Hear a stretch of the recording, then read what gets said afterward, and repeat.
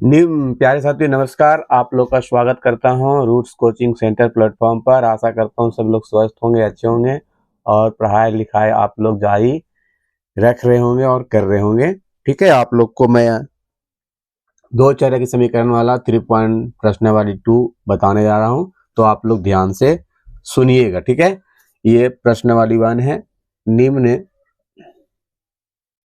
समस्याओं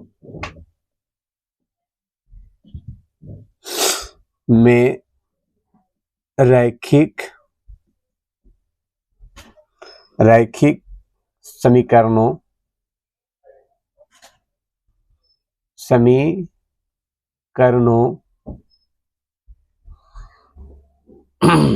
के युग्म बनाइए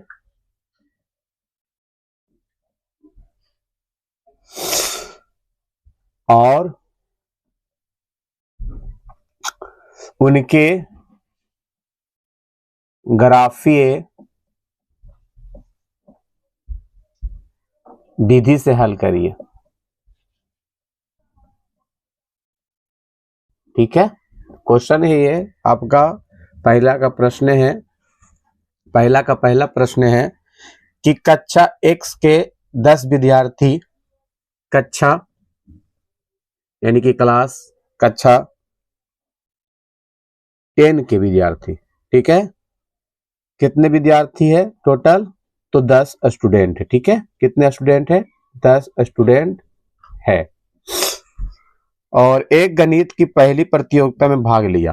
10 क्लास के विद्यार्थी, 10 गो विद्यार्थी था, सभी लोग प्रतियोगिता में भाग लिया। गणित की प्रतियोगिता था जिसमें लड़कियों की संख्या लड़कों की संख्या से 4 अधिक है। ठीक है, तो पहले माना कि लड़का की संख्या X मैंने माना और लड़की की संख्या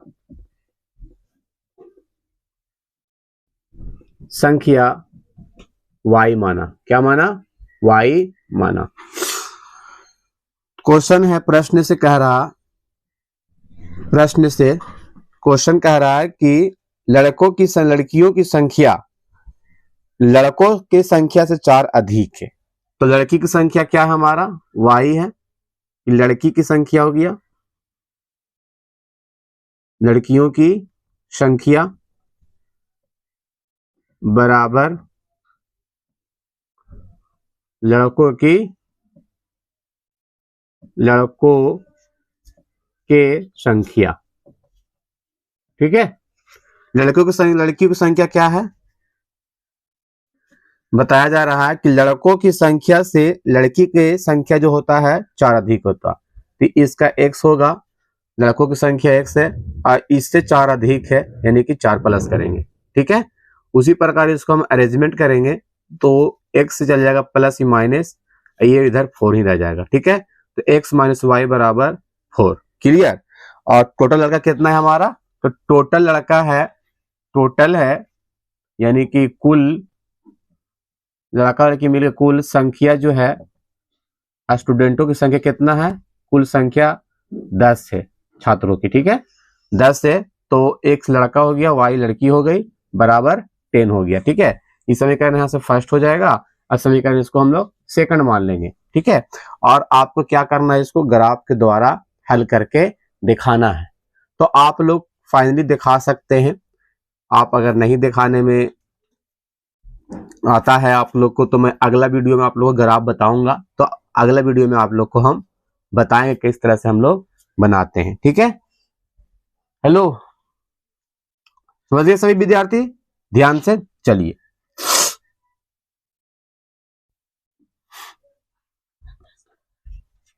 ठीक है, तो ये समीकरण फर्स्ट सेकंड होगी, आपको दिमाग में रखना है। दूसरा क्वेश्चन है, इसी में दूसरा क्वेश्चन की हम बात करते हैं। ये आपको ध्यान रखना होगा, समीकरण फर्स्ट कैसे निकला, समीकरण सेकंड कैसे निकला। ठीक है, तो ये टोटल क्वेश्चन आपको प्रश्नावली 3.1 का है और सेकंड भी क्वेश्चन इसमें है, तो सेकंड भी क्वेश्चन आपको हम बता देते हैं। ठीक है ना, चलिए देखिएगा, ये आपका पहला क्वेश्चन का दूसरा क्वेश्चन मैं बता रहा हूँ। तो याद रखिए, कक्षा 10 में 10 विद्यार्थी था। मैंने माना कि लड़कों की संख्या x माना और लड़की की संख्या y माना। प्रश्न से लड़की की जो संख्या था लड़कों से 4 अधिक था, तो लड़कों की संख्या x हो गया, इससे 4 अधिक है तो y प्लस 4 हो गया। फिर मैंने इसको अरेंजमेंट किया तो x माइनस वाई बराबर 4 निकला। इसको समीकरण मैंने फर्स्ट माना। उसी प्रकार कुल संख्या कितना है, 10 है। टोटल संख्या लड़कों की और लड़की की संख्या टोटल कितना, 10 है। तो x प्लस वाई बराबर 10 समीकरण सेकंड होगा। इसको ग्राफ बनाना है तो आप या तो देख ही लीजिए ग्राफ, मैं कैसे बताता हूं इसको, समीकरण को देख ही दीजिए आप लोग। आपको एक बता देंगे तो शायद आप लोग को समझ में आ जाएगा। ठीक है, देखिए बता ही देता हूं आप लोग को। समीकरण को पहले हम लोग लिख देते हैं। जो हमारा फर्स्ट आया ये 4 समीकरण फर्स्ट है, और x प्लस वाई बराबर कितना है, 10 है समीकरण सेकंड है। ठीक है, चलो क्या करना होता है देखिए ग्राफ में। ग्राफ में क्या करना होता है ध्यान से देखिएगा। देखिए क्या करते हैं हम लोग, ग्राफ यानी कि आलेख, आलेख के लिए ध्यान से देखिएगा सही विद्यार्थी। ठीक है, चलो ये x माइनस वाई बराबर मैंने 4 दिया इसमें। ठीक है, हम लोग दो बॉक्स को मान पता करेंगे हम लोग। यहां पर ध्यान से देखते रहिएगा, सभी को समझ में आ जाएगा। जब x का मान हम रखते हैं 0, ठीक है, समीकरण फर्स्ट के बात कर रहे हैं हम लोग, तो ये 0 रखेंगे तो y का मान कितना आ जाएगा, -4 आ जाएगा।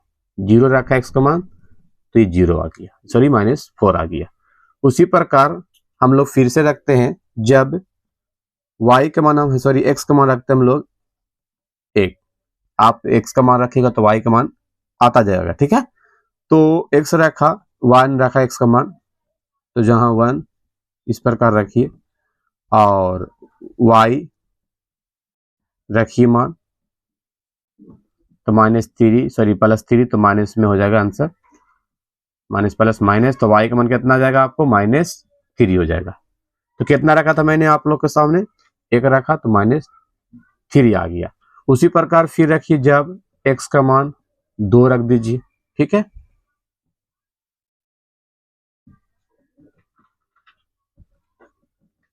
रख दिया जा,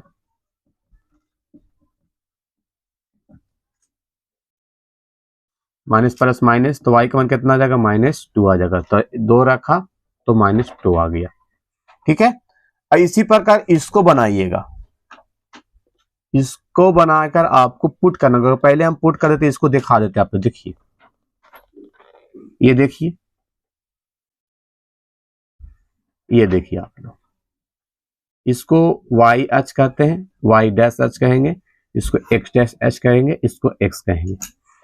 इसको y अच को हम लोग कोटि कहते हैं, x अच को हम लोग भुज कहते हैं। ठीक है, आइए मूल बिंदु होता है बीच वाला। ठीक है, और संख्या यहाँ पर होता है, ये माइनस में हो जाएगा -1 -2 -3। ठीक है, ये हो जाएगा प्लस में 1 +2 +3 +4। उसी प्रकार -1 हो जाएगा, नीचे है तो ये माइनस का साइन देता है। ठीक है, याद रखिएगा सही विद्यार्थी। उसी प्रकार ये 1 हो जाएगा, प्लस में 2 हो जाएगा, 3 हो जाएगा, 4 हो जाएगा। इसी तरह से पुट करना होगा आपको। अब आपको इसको क्या करना होगा, पुट करना होगा। तो x का मान कितना आपका 0 है, तो 0 आपके लिए यहाँ पर हो जाएगा, सबके लिए 0। ठीक है, x के लिए भी और y के लिए भी। y का मान कितना कह रहा है, -4 कह रहा, तो -4 कहाँ जाइएगा आप लेकर, -4 कहाँ जाएगा, तो यहाँ आएगा, यही ना आएगा -4 इसके सामने, तो 0, -4 आएगा। ठीक है, यहाँ उसी प्रकार फिर x का मान 1 कह रहा, तो x का मान यही है 1, और फिर -3 कह रहा, तो -3 कहाँ चल जाएंगे, हम इसको सामने लेकर चल जाएंगे, इसके -3, तो -3 y का मान कहाँ जाएगा, नीचे आएगा, तो इसी का नीचे आ जाएगा हम लोग लेकर, ये आपका 1 हो गया, इसी का ठीक नीचे चल जाइएगा तो कितना आ जाएगा, ये -3 यहाँ पर आ जाएगा। तो यहाँ पर 1, -3 पुट करिएगा। ठीक है, यहाँ से मिल रहा है आपका, फिर आपका 2 है x का मान, और y का मान कितना है, फिर इसी का सामने चल जाएंगे हम लोग, जिसका सामने इसका समीकरण है। फिर आपको ये पॉइंट मिल रहा है तो ये पॉइंट को मिला दीजिए, यहाँ से पॉइंट जो मिल रहा था आपको ये पॉइंट मिल जाएगा। ठीक है, यही ग्राफ करनी है हमें। आप पहले समीकरण को तैयार करिए, समीकरण को तैयार करने के बाद आपको पूरा तरह से इसको पुट करना होगा और आपको ग्राफ तरह बनाना होगा। उसी प्रकार आपको दूसरा भी ग्राफ तैयार हो गया तो दूसरा समीकरण को आपको इसी प्रकार का बना कर देखिए और फिर इसको इसमें ग्राफ में पुट करिए संख्या को। ठीक है, क्योंकि पुट नहीं करिएगा तो कैसे आपको ग्राफ में अलग खिंचाएगा। ठीक है, तो आपको समीकरण को पहले तैयार करना होगा, उसके बाद बनाना होगा। ठीक है, अगर आप नहीं समझे हैं तो आपको अगला वीडियो लाएंगे हम ग्राफ के लिए स्पेशल। किसके लिए? ग्राफ के लिए स्पेशल लाएंगे, उसमें आपको हम बारीकी रूप से समझा देंगे, आपको समझ में आ जाएगा। ठीक है, चलो ये आपको ध्यान में रखिएगा।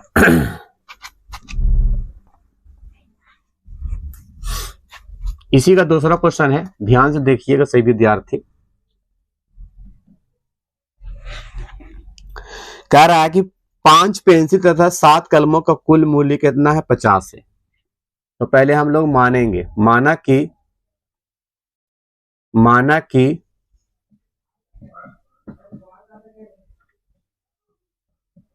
कलम का मूल्य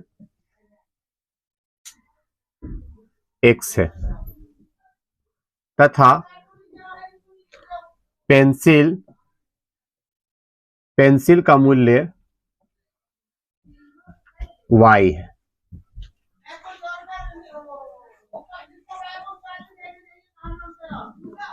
प्रश्न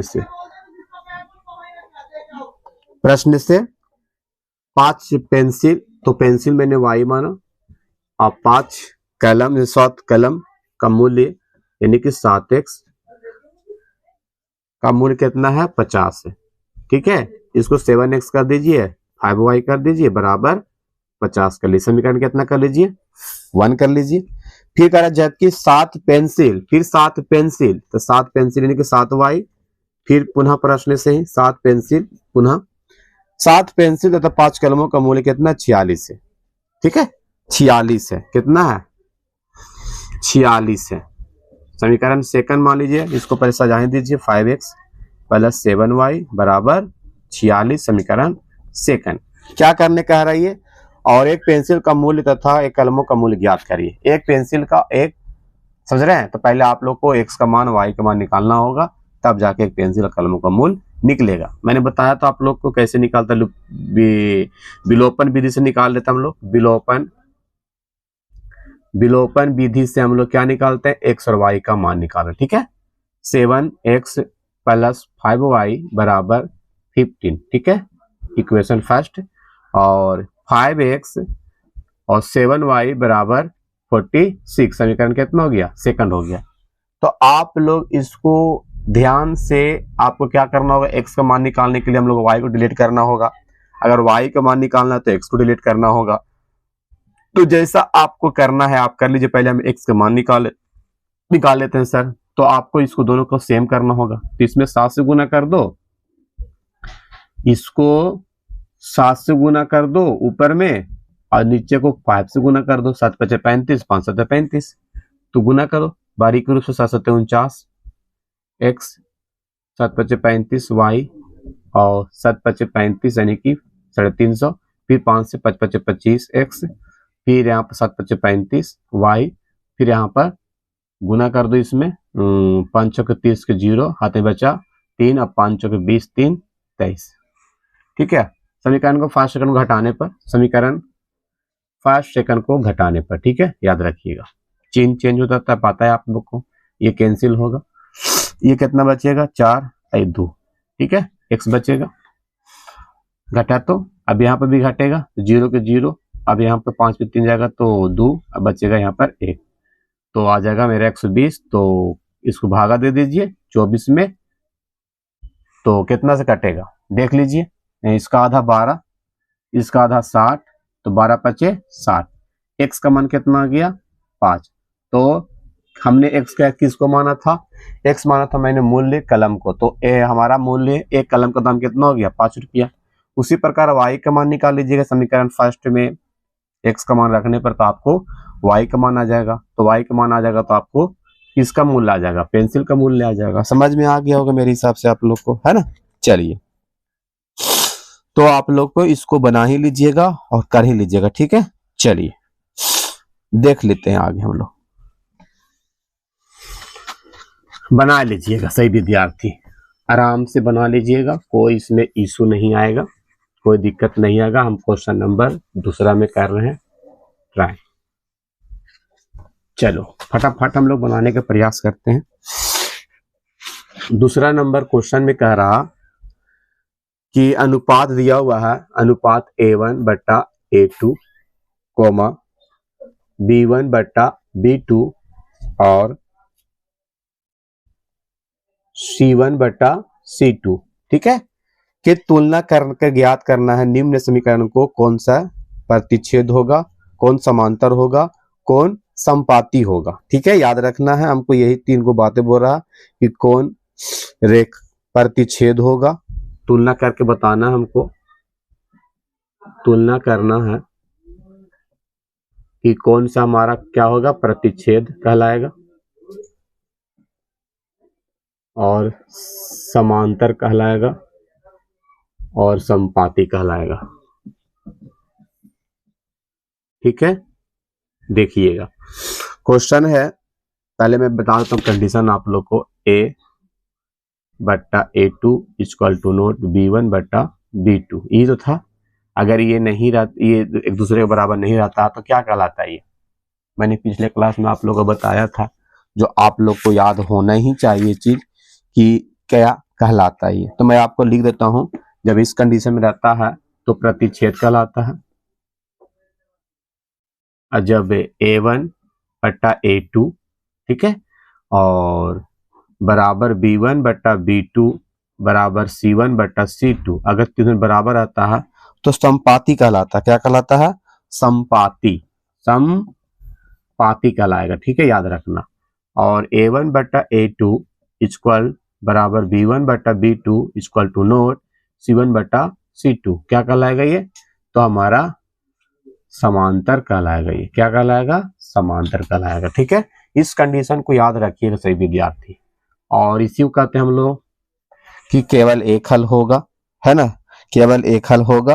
और इसको कहते हैं हम लोग अनगिनत हल होगा, इसको कहते हैं हम लोग कोई हल नहीं होगा। ठीक है, चलो क्वेश्चन है, आपको दिखा दे रहा हूं क्वेश्चन कैसे बनता है। इस पर दिया गया है क्वेश्चन, मैं एगो बनाऊंगा, आप लोग को सारा बन जाएगा। एगो देखिए क्वेश्चन, आराम से देखिए। 5x माइनस 4y प्लस 8 बराबर 0, ठीक है। 7x प्लस 6y माइनस 9 बराबर 0, ठीक है। इसी तरह से मैंने बताया था आप लोग को, इसको A1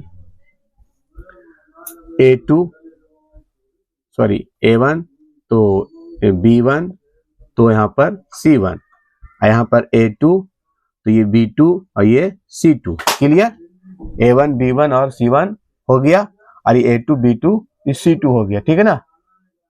चलिए इसको हम लोग पुट करते हैं, A1 बट्टा A2 बराबर B1 बट्टा B2 बराबर C1 बट्टा C2, क्लियर।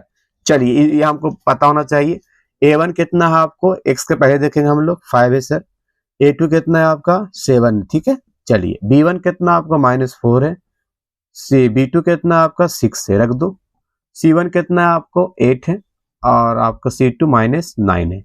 अब देखो यहाँ पर ये कह रहा है, देखिए यहाँ पर 5/7 है, 4/6 है, तो क्या दोनों बराबर है पहले, दोनों नहीं, तो यही कंडीशन तो पहले लागू हो रहा। क्या हो रहा कि A1 बट्टा जो है A2 का नोट बराबर है, तो इस किस कंडीशन पे जा रही है, हमारा प्रथम है, तो ये क्या कहलाएगा, प्रतिच्छेद कहलाएगा, प्रतिच्छेद कहलाएगा ये। इसको कहेंगे केवल एक हल होगा, केवल एक हल होगा। तो ये आपको चेक करने आता है सभी को। उसी प्रकार इसमें 3 गो क्वेश्चन आप चेक कर लीजिए, आपको समझ में आ जाएगा। और नीचे वाला को फाइनली क्या कह रहा है कि कौन क्वेश्चन नंबर तीसरा कह रहा है कि कौन संगत होगा, कौन असंगत होगा, तो आराम से बना सकते हैं। चौथा को वही बात कह रहा, तो आप बना सकते हैं आराम से। तो चौथा को तक आपको बनेगा इसमें क्वेश्चन। देखो ये क्वेश्चन कह रहा, पढ़ते हैं, तीसरा नंबर कह रहा है कि A1/A2, B1/B2 और C1/C2 की तुलना कर ज्ञात कीजिए कि रैखिक समीकरण में कौन संगत होगा और कौन असंगत होगा। संगत मैंने बताया था कि संगत ये कहलाता है, ये असंगत कहलाता है, जब एक दूसरे के बराबर नहीं रहेगा ये संगत कहलाता है, और ये आपको संगत कहलाता है। ठीक है, यानी कि दो कंडीशन रहेगा, जब एक तीनों के बराबर रहेगा तो संगत कहलाएगा, अब एक दूसरे के बराबर तीसरे के बराबर नहीं रहेगा तो संगत कहलाएगा, एक दूसरे के बराबर नहीं रहेगा तो असंगत कहलाएगा। क्या कहलाएगा? असंगत। और इसको कहते हम लोग केवल एक हल, केवल एक हल या अद्वितीय हल कह सकते हैं। इसको कहते हैं हम लोग अनगिनत हल, अनगिनत हल। इसका नाम भी है, वो क्या है इसका नाम? अविरोधी नाम है, अविरोधी। इसको कहते हैं आश्रित, क्या कहते हैं हम लोग? आश्रित। इसको कहते हैं हम लोग विरोधी, नीचे वाला को। तो कई नाम है, आपको कह सकते हैं 3-4 नाम है। देखो, एक नाम प्रतिच्छेद, केवल एक हल, फिर असंगत, फिर अविरोधी, यानी एक इंसान के 4 वो नाम है ना। तो याद रख, इसी की तरह से देख लीजिए, इसका भी A1/A2 बराबर B1/B2 और बराबर C1/C2। इसका संपाती भी नाम है, संगत भी नाम है, अनगिनत हल भी नाम है, आश्रित भी नाम है। तो इसका 4 नाम भी है। अब इसका भी देख लो, 4 गो नाम है, देख लो। कोई हल नहीं होगा, पहले इसका देख लेना, कोई हल नहीं होगा, इसका कोई हल नहीं होगा, ये भी याद रखना, कोई हल नहीं होगा। और इसका नाम है ग्राफ के अनुसार समांतर, असंगत कहलाएगा और विरोधी भी कहलाएगा। तो बना लीजिएगा, अगर नहीं बनेगा तो कमेंट कर दीजिएगा कि सर आपने जो बताया था वो बना नहीं पूरा। तो इसको आप लोग पूरा तरह से सॉल्व करके देखिएगा। अगर नहीं बनेगा सारा क्वेश्चन, आपको चौथा क्वेश्चन तक तो बनना चाहिए, बाकी 5वां 6ठा मैं आपको बता दूंगा, लेकिन चौथा तक आपको पूर्ण में बनेगा ये क्वेश्चन आपको। तो फिर हम मिलते हैं अगले वीडियो में। आप लोग बने रहिएगा, आप लोग इसको देखिएगा, आप लोग समझिएगा, और आप इससे नोट कर लीजिएगा और समझ कर इसको बना लीजिएगा। और नहीं आएगा तो कमेंट करके बताइएगा कि सर आपने जो पढ़ाया वो थोड़ा समझ में आया था, बाकी आप बता दीजिए दोबारा, तो मैं आप लोग को बताऊंगा। ठीक है, लव यू बच्चों, लव यू सभी को, बाय।